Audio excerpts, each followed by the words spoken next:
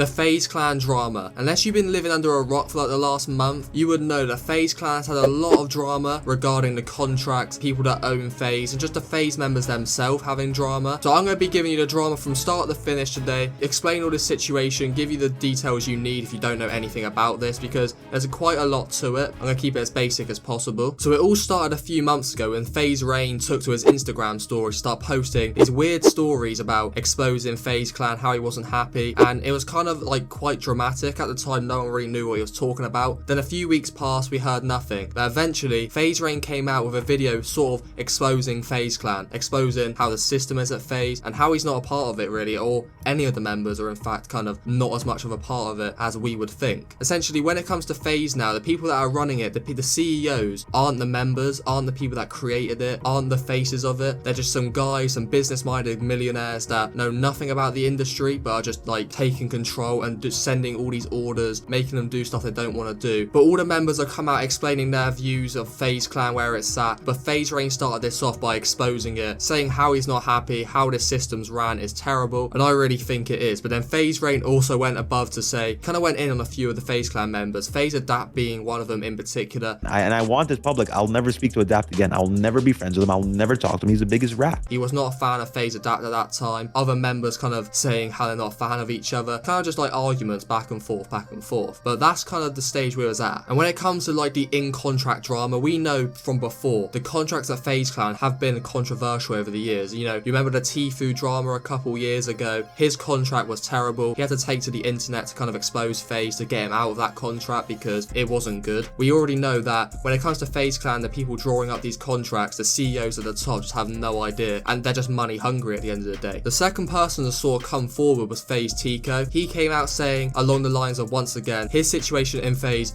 is not good. Like the Tfue drama, he is being screwed over when it comes to payment and contracts. I always thought I was just building, so I never asked for anything. But either you're gonna include me with you guys, even at a smaller scale, at least do that, or pay me like any other fucking employee doing work for you. He was essentially working for free, but unlike Tfue, he's sticking with the company because he's been a part of it for years. They're kind of screwing him over. The corporates, the CEOs at the top don't give a damn about him. I think the CEOs at the top running it know nothing about content creation, know nothing about FaZe in general and the brand and what people like, and they're just taking all the money for themselves and even screwing over their own FaZe members. And with them two exposing it, FaZe Rain and FaZe Tico, they both sort of got to the point where they don't want to be putting effort into FaZe, so they're getting no appreciation. Tico even stated that when it comes to clothing, he's done so many photo shoots when it comes to FaZe, and he's got no thanks, no payment, essentially doing it for free. So he's got to the point where he refuses to do any sort of clothing deals with FaZe, and he's doing his own thing because he's been mistreated so badly, which is completely fair. But after exposing all the drama when it comes to the corporate and CEOs, Rain actually kind of went in on FaZe Adapt. I don't even know how, but Alex got involved in that situation. They think I said something about him. I know for a fact I didn't, but you can believe whatever you want to believe. And instead of him coming to ask me like, yo, did you say these things about me? He just like kind of went with it. And I fully get why you did, bro. You heard it from a bunch of people. You just believed it. I see it for what it is. It's fine. And you know, that's where things got super rocky because I just couldn't believe that he did that first thing and then went to go and believe other people. So it turned into something way worse than it should have. And obviously I apologize for going on publicly and speaking on you. And after all their personal troubles and drama, you know, Banks had a little bit. There was an interview that with Banks, people asking him questions, you know, rolled a clip. What do you think about FaZe Rain? He's uploaded this YouTube video about exposing FaZe and stuff that happened behind the scenes. To expose. We've lived our whole adult life on the internet, and that's my brother, and I won't speak a negative word about him. Okay.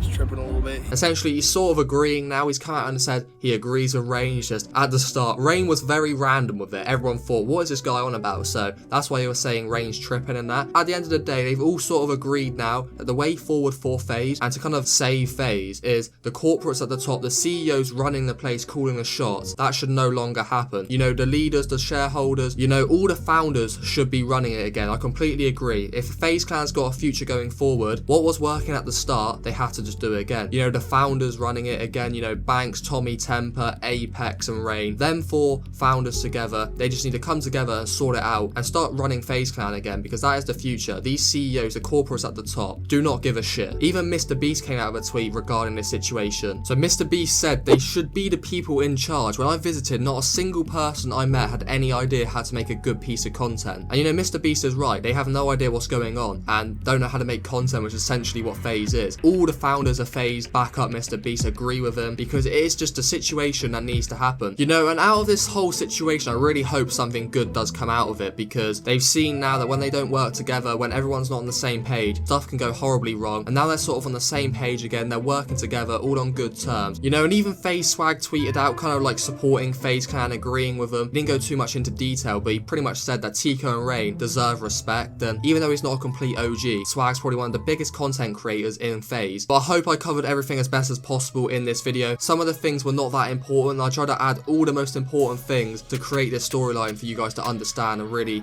understand what's going on. If there's anything I missed out, please leave it in the comments down below. Or if there's any other questions you want, drop them in the comments as well. Thank you a lot for watching, and I'll catch you next time.